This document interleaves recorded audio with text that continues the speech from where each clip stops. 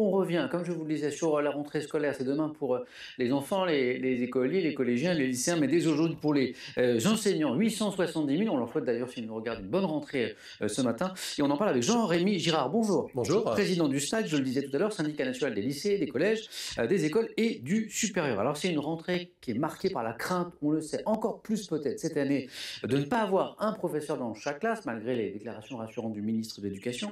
Est-ce que vous confirmez d'abord ce constat qu'on n'a jamais autant manqué de profs en France qu'aujourd'hui? Oui, Oui. je confirme ce constat.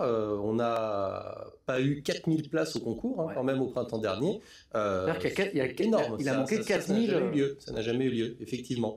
On a une désaffection du métier qui grandit, et moi je m'appuie avec le SNAC sur les chiffres du ministère, c'est quand même le plus efficace.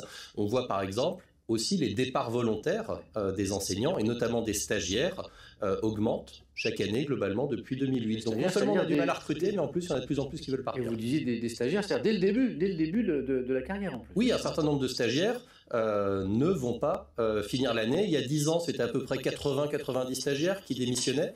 En 2020, c'était près de même plus de 700 stagiaires, je crois, qu'on démissionnait. La question est simple, la réponse est sûrement plus compliquée. À qui la faute? Qu'est-ce qu'on a raté en France ces dernières années, peut-être ces dernières décennies, pour en arriver là?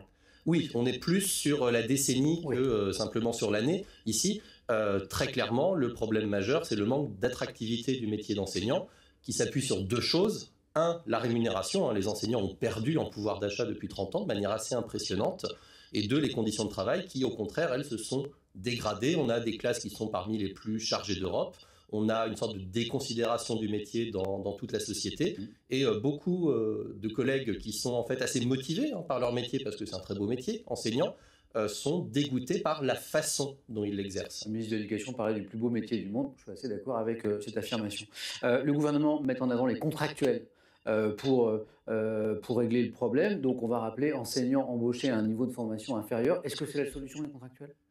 Alors, à court terme, c'est soit contractuel, soit rien, de toute façon. Parce que si on n'a pas de titulaire, et si on ne prend pas un contractuel, ça veut dire qu'il n'y a personne. Ensuite, les contractuels ne sont pas juste embauchés à un niveau de formation inférieur, ils sont embauchés sans niveau de formation du tout. Là, ça a été 4 jours de formation pour mettre des personnes qui n'ont jamais enseigné devant des élèves, y compris des élèves d'école primaire. Il faut rappeler qu'il y a 10 ans, les contractuels enseignants à l'école primaire, ça n'existait pas du tout.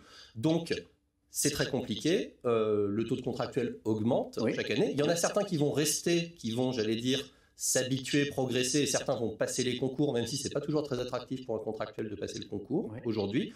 Et on sait qu'il y en a certains qui ne vont pas finir l'année. Et c'est pour ça que la question, ce n'est pas uniquement de savoir s'il y a des élèves qui ont un professeur devant eux demain, c'est de savoir s'ils l'auront encore en novembre, en février, en avril. Pour terminer, les solutions, je prends en négatif tout ce qui ne va pas, donc augmenter les salaires, meilleures conditions de travail, et puis un meilleur respect aussi de la part de la société. D'abord les salaires, parce que si on ne fait rien sur les salaires, on peut toujours s'amuser à parler de l'autorité de l'enseignant, etc. Il ne se passera rien.